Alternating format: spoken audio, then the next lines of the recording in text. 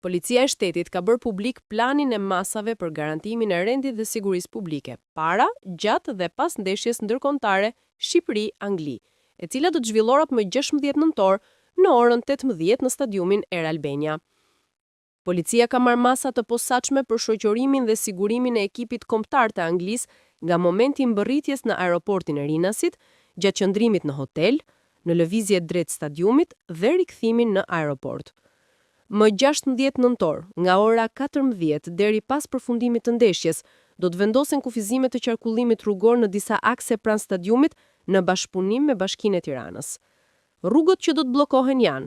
rruga Papa Gjon Pali i dytë, rruga Dervish Hima pranë ambasadës së SBA-s, rruga Asim Zeneli pranë ambasadës së SBA-s, rruga Themistokli Gërmenji, rruga Ismail Qemali, kryqëzimi i liceut, rruga Mustafa Matohiti pranë shkollës Kosova,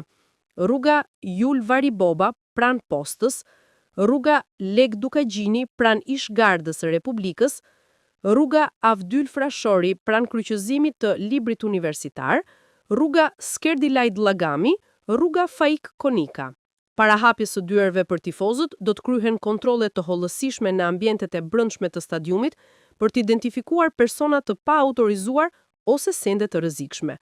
Tifozët do t'i nënshtrohen kontrolleve të rrepta për të parandaluar futjen e banderolave me përmbajtje raciste, fishek zjarrve, flakadanëve, lëndëve piroteknike, monedhave metalike, çadrave, çakmakëve, karikuesve telefonik, mjeteve kozmetike dhe çdo sendi tjetër të fortë apo të rrezikshëm.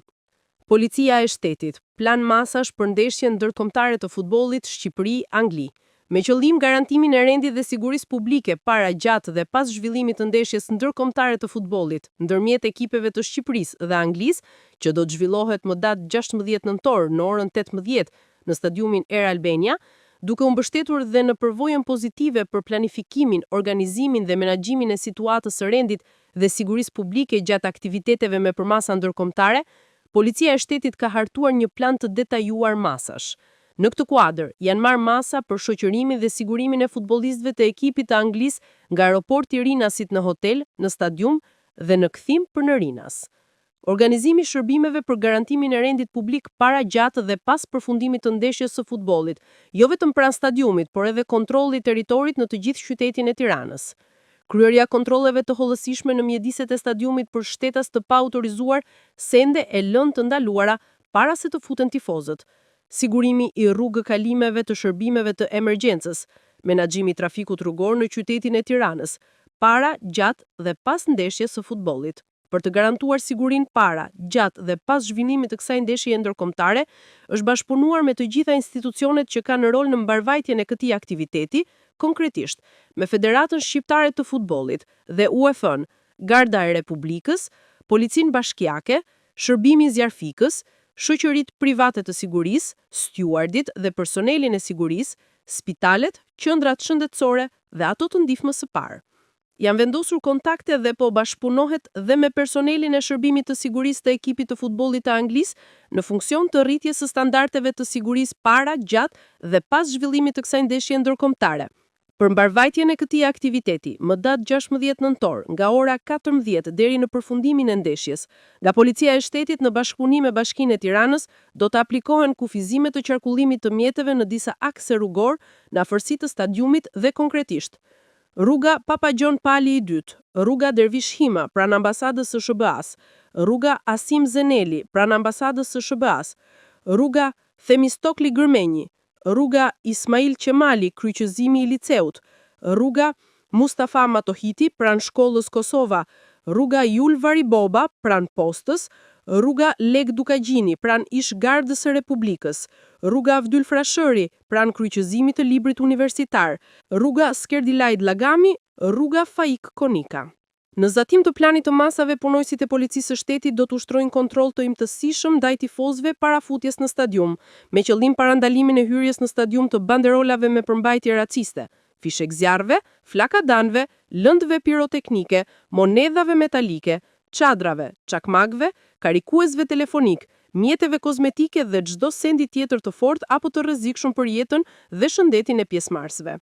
Me këtë rast, informojmë shtetasit shqiptar dhe të huaj se në bazë të Kodit Penal të Republikës së Shqipërisë, veprimet e dhunshme në aktivitetet sportive, si hyrja në fushën e lojës gjatë kohës së zhvillimit të aktivitetit sportiv nga persona të paautorizuar, përbën kundërvajtje penale dhe dënohet me gjob nga 50.000 deri në 100.000 lekë. Kur nga kjo vepër ka ardhur pengimi i zhvillimit normal të aktivitetit sportiv, dënohet me gjob ose me burgim deri në 3 muaj.